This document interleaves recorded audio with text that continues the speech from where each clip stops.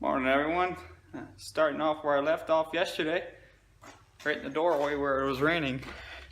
Alright, so we had that chick yesterday in our incubator. Unfortunately it died. It was I think 2 days early. But now we got some more cracking on 2 more eggs. So hopefully we'll have 2 more by the time we get back. Starting to think the instruments aren't right. The humidity doesn't seem right because the shells are pretty hard. They're having a hard time coming out, so I gotta get a hydrometer or something. Got some chicken feed, loaded her up on the bike. 6 bags. Fucking, that's a lot of weight. Squatting. Look at this guy. Perfect. Textbook perfect. Cracked right in half and he climbed out. And he's alive. Great. Now we don't open it. Let him bake. Let him warm up. Dry up. Yeah, already making noise.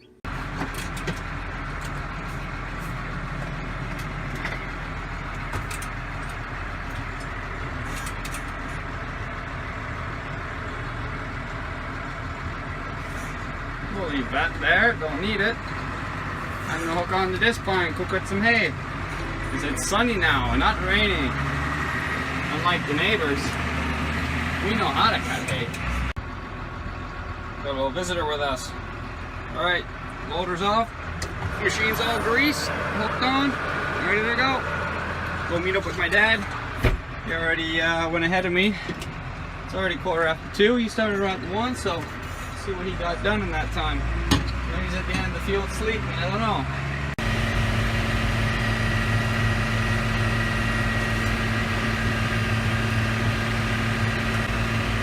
Picking up a lot of mud coming off the tires.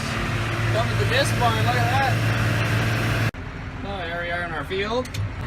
We'll open up the disc line, open. Yellow button on. Turn the PTO on. And now we don't have a programmable throttle button here because we're in the other tractor, so we gotta do it manually. Figure up the 20. Roll gear, put it down, and drive and never look back.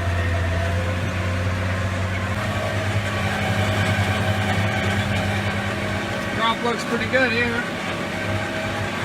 And the other disc line going. Cutting team's doing good. Fields are off.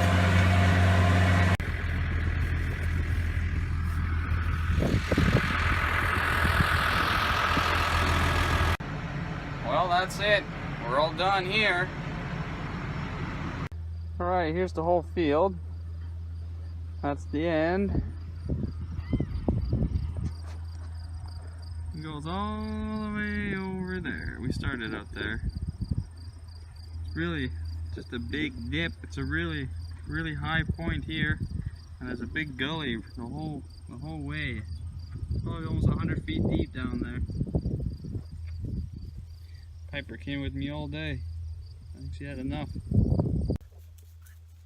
Alright, I'll do some explaining on our disc bind, what exactly a disc bind is. So, obviously it cuts grass. But how does it cut grass? There's a good question for all of you that don't know. So this is the typical John Deere branding. Most of the people know it. It's pretty familiar. It's a pretty popular brand. Here's the underside. Just flip the cover up. Protects it from anything that flies out accidentally. And as you can see here, these are our knives.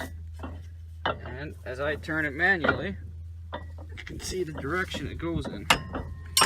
All these, we call these turtle shells. Kind of look like turtle shells. Anyways, so that spins. These spin up to 6,000 RPM. So, okay, I can't even touch it with my hand. It's not even sharp to the touch. But at 6,000 RPM, cuts grass, no problem. So that, these turn. As you can see here, you get the odd rocky hit. You have to change them. But as these turn, that you can see back there, that's the conditioner. So now you ask, what's the point of the flail? And the impeller back here that pushes all the hay up against the cover. Well, the reason why there's an impeller that takes all the grass and rubs it up against the cover is to break the stem, to squish the stem, to take all the juice out of the stem, kind of flatten it. Because there's the impeller, and then there's the two rubber rollers where it all goes through. There's another option you can get, just another style of conditioning. So it basically just squishes all the juices out, and your hay dries in half the time. I'll show you a backside view of the conditioners. So as you can see, it spins, and this cover here is adjustable. Those springs are tension 8, and you can. That's not for the conditioner part. The conditioner part is up front. That cover there, but this cover here controls your width. So the hay will fling the hay out, and it'll hit this cover and fall straight down, the full width. So that way, your windrows, this windrow here, is nice and wide, so that it's not as thick, they can dry faster.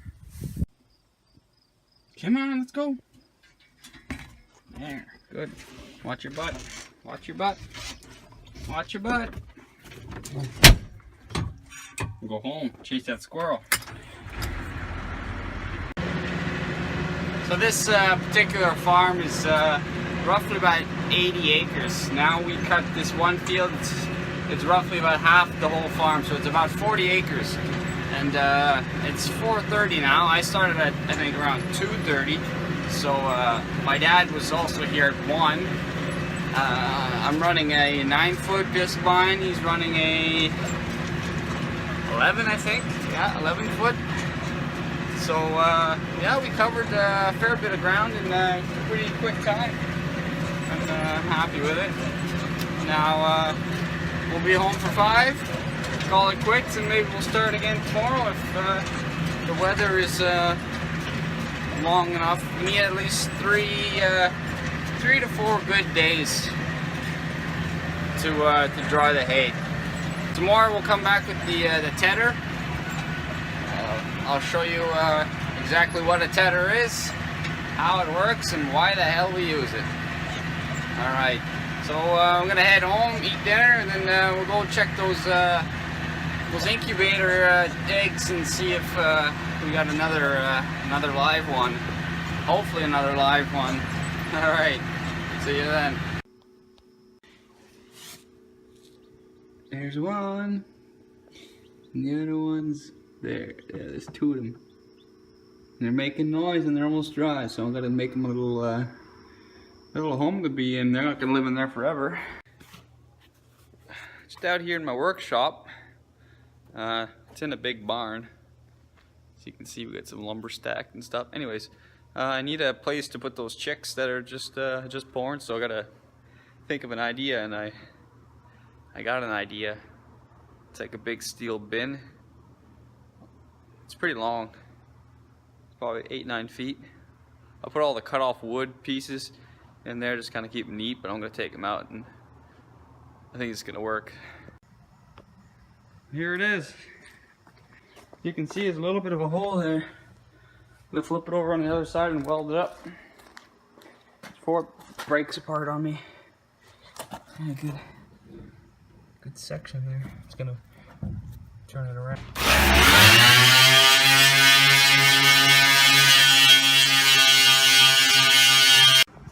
I have enough protective gear on.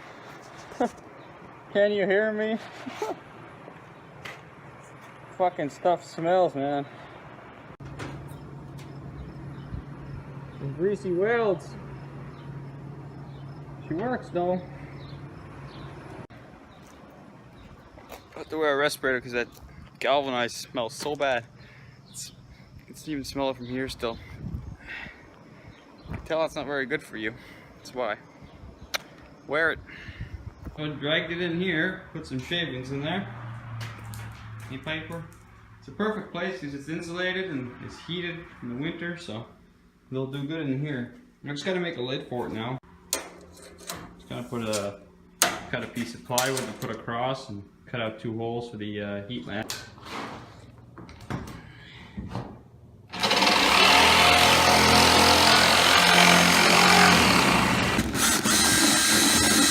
Alright, so the heat lamp's on. The chicks are in there. Just slide that open a little bit. There they are. 2 little guys. Having a good time. Got 1 more coming, but I don't know if he's gonna make it through. He's struggling, so. If they don't make it out of their shell by themselves, it's, you know, it's just not meant to be. I'm not gonna raise a weak chick and then have it die on me a couple weeks later, so. Alright, so it was a pretty busy day. Went from, where did I start? We went to go pick up bulls in our pasture because they're done breeding for the year now. So we went to go do that in the morning. I didn't film anything because it was kind of a pretty big hassle. 2 guys and a 4-wheeler and trying to separate bulls from the rest of all their cows, and they didn't want to leave and stuff like that. But it went pretty well, and now we did just hay, cut hay all day.